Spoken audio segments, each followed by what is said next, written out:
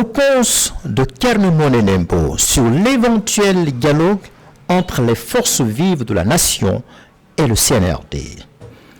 Comment rester indifférent aux cris du cœur que lance notre compatriote Kalemodou Yansandé aux différentes catégories de notre société, aux intellectuels et aux religieux en particulier? Comment ne pas partager l'émotion qui le saisit quand il appelle à l'éveil des consciences, quand il implore le dialogue pour sauver pendant qu'il encore tend ce pays au bord de l'abîme? Dialoguer, oui, mais dialoguer avec qui? Dialoguer, oui, mais sur quoi? Avant d'apporter un début de réponse à ces deux questions déterminantes, faisons d'abord le point de la situation, pointons du doigt ce qui bloque et établissons-en les responsabilités. De quoi s'agit-il? Il ne s'agit pas d'un litige, il s'agit d'une infraction, que dis-je, d'une profanation. Mamadi Doumbouya viole aux yeux de tous la charte de la transition, charte qui, comme tout texte institutionnel, revêt de fait un caractère sacré.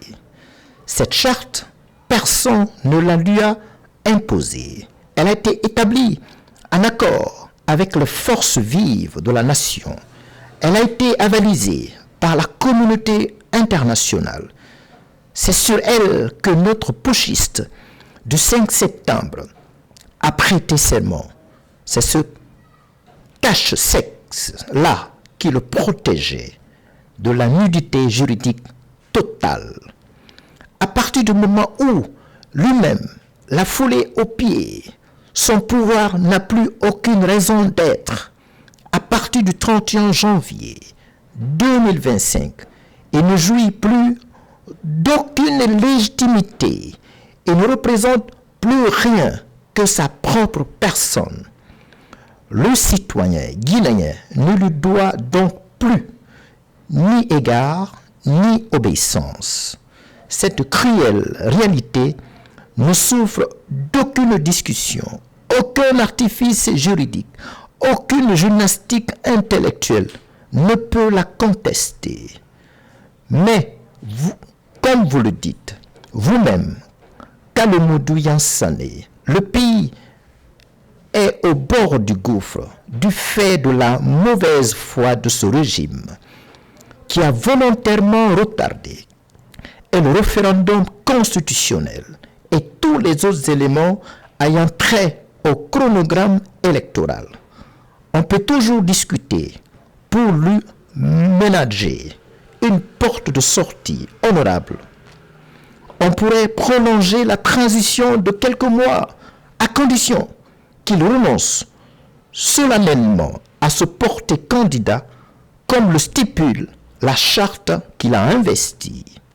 Dialoguer, nous, on veut bien, mais avec qui? Comment voulez-vous dialoguer avec un homme qui ne respecte pas sa parole donnée? Comment faire confiance à un soldat qui n'a pas honte de rompre son serment? Voyez-vous, mon cher Kalemodou Yansandé, le problème aurait été simple s'il s'agissait d'un litige. L'ennui, c'est que Mamadi Doumbouya n'est en conflit avec personne. Il est en conflit avec lui-même. Il est en conflit avec sa conscience. Il sait vers quel gouffre son intolérable conduite est en train de mener le pays. Il sait que ce n'est pas la première fois que le péril du hold-up institutionnel menace l'existence du pays. Il sait que Dadis Camara et Alpha Condé nous ont déjà fait le coup. Le premier pour avoir essayé ce que lui, il est en train de faire. Le second pour sa stupide idée de troisième mandat. Il sait que ces deux prédécesseurs sont condamnés pour longtemps à ruminer leur impardonnable erreur. L'un dans une cellule de Coronti et l'autre de son lointain exil turc. À le voir reproduire trait pour trait leurs sottises, on est en droit de se demander s'il n'est pas tenté de partager leur sort. Le dialogue, oui, mon cher Kaloumodou Yansane, mais pas avec un tel homme. Par contre, un autre dialogue s'avère souhaitable et même nécessaire et urgent. C'est celui sincère et constructif avec les forces politiques, la société civile, les syndicats, les forces religieuses, s'il en reste encore, pour mettre fin à cette dictature avant qu'il ne soit trop tard. Nos élites doivent travailler à doter ce pays d'institutions solides pour nous prémunir définitivement de la ronde des despotes, qu'ils soient civils ou militaires, et des transitions à répétition. Mon dernier mot ira à cette faune qui s'agite autour de la présidence, rien que pour se lécher les doigts. Cette nouvelle dictature que vous êtes en train de bâtir à coups de mensonges et de coups tordus, vous en serez les premières victimes.